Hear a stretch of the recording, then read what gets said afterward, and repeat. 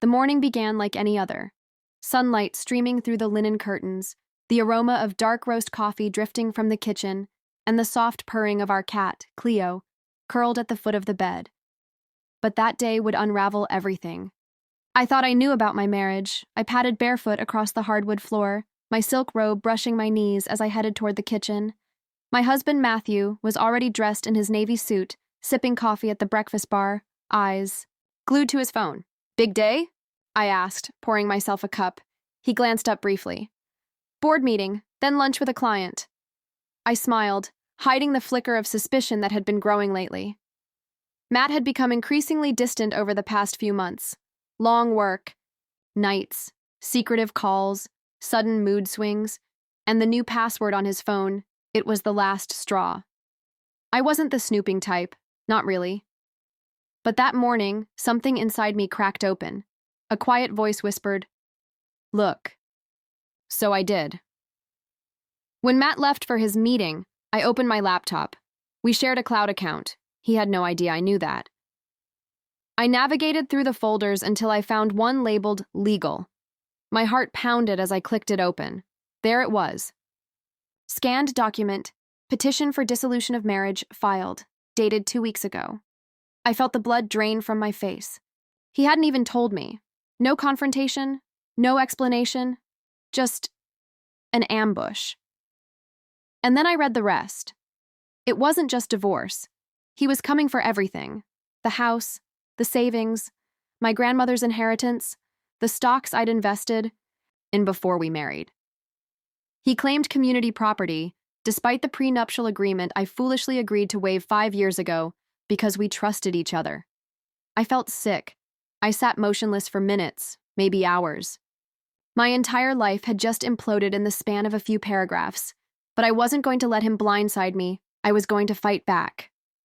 By sunset, I'd already made 3 calls, one to my lawyer, one to a financial advisor, and one to a private investigator. This isn't about revenge, I told myself. It's about survival. Rebecca, my lawyer, was sharp as nails and had helped a friend of mine in a brutal custody battle. She didn't waste time sugarcoating.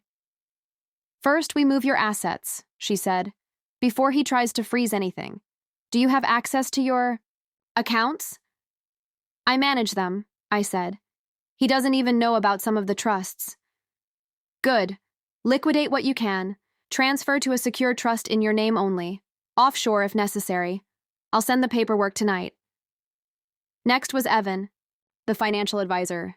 He helped me reroute funds quietly, through shell entities, donor-advised funds, and irrevocable trusts, legal, clean, and invisible to Matt.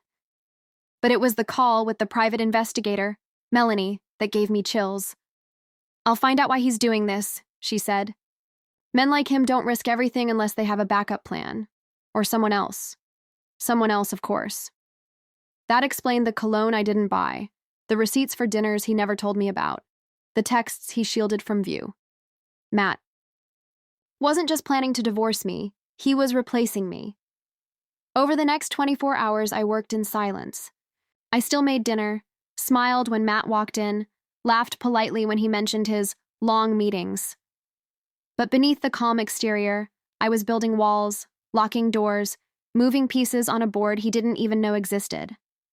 I logged into every account I owned: savings, brokerage, crypto wallets. I had inherited a sizable sum from my grandmother, and over the years I had quietly turned it into a modest fortune. Matt had never paid attention to my finances. He assumed I spent my time on yoga, charity events, and decorating the house. That was his first mistake. Rebecca had drawn up a new trust in my name only. Everything I moved went there. One click, and poof, my fortune disappeared from our shared financial profile. But I didn't stop there. I found the documents Matt had drafted for the divorce. They weren't just cruel, they were strategic. He'd framed me as unstable, hinted at infidelity, implied financial incompetence. I read them twice, then copied them to a secure drive. He wanted to bury me. I was going to be the one doing the burying. 3 days later, Melanie sent her first report. It came in a discreet manila envelope. Inside were photos, printed messages, and a summary note. Matt was having an affair with a woman named Serena Vega, his junior associate at the firm. She was 28, ambitious, and apparently pregnant. Pregnant. It hit me like a truck. The betrayal wasn't just emotional, it was primal. He was replacing me with a newer model and starting a new family. Worse, Melanie discovered that Matt had been funneling money into a personal account under Serena's name. He was planning to vanish with her. Looks like he was going to drain your joint accounts the same day he filed the divorce, Melanie wrote. He would have left you with nothing. I sat there, heart pounding, as a rage I had never known boiled through me. He didn't just want to leave me, he wanted to erase me. The next day, Evan helped me open a ghost account, a financial construct used by ultra-wealthy individuals to hide large sums legally. Using a blind trust structure, we transferred my largest holdings, stock options, my real estate shares, and the art I had collected over the years. Matt would never trace it. I also started quietly separating our physical lives. Jewelry, heirlooms, documents, all stored in a private safe deposit box under a corporate name. I left nothing behind. By the 5th day, my financial footprint in our marriage was erased. But I wasn't done.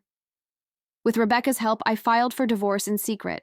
Most people don't realize it, but in some jurisdictions, the first to file has certain advantages, especially when supported by evidence of infidelity, fraud, and financial abuse. We submitted a detailed packet, Melanie's photos, financial trails, evidence of deceit. It painted Matt as a manipulative, cheating spouse who had attempted to commit marital fraud. Then came the restraining order, preventing him from accessing any shared funds. By the time he got home that evening, the accounts were frozen. He just didn't know it yet. It was the 7th day, the day everything changed. Matt walked through the door smiling. "You look nice," he said, leaning to kiss me. I pulled back. "We need to talk." His eyes flickered. "Okay." I laid the documents on the kitchen table, the photos, the report, the notice of divorce, the court summons. For a second, he didn't move. Then he laughed. "You're overreacting." "Serena's pregnancy is overreacting?" His smile vanished. "You broke our prenup, Matt. You lied. You cheated. You tried to drain our assets. You'll be lucky to walk away with $1. His jaw tightened. "You can't prove anything." I already did. The courtroom smelled like disinfectant and anger. Matt arrived with a smirk and a new lawyer. Serena wasn't with him. She'd fled to Miami after news of the investigation into Matt's finances broke. I sat calmly beside Rebecca. The judge reviewed the documents. Financial tampering, fraud, hidden accounts, infidelity. Matt tried to explain, but the evidence was overwhelming. The judge ruled in my favor. 100% of my assets were mine. Matt was fined for attempted fraud and ordered to pay my legal fees. But it didn't end there. The investigation into Matt's firm began next. Apparently, he'd been cooking more than just marital lies. He had misused client funds to pay Serena's expenses.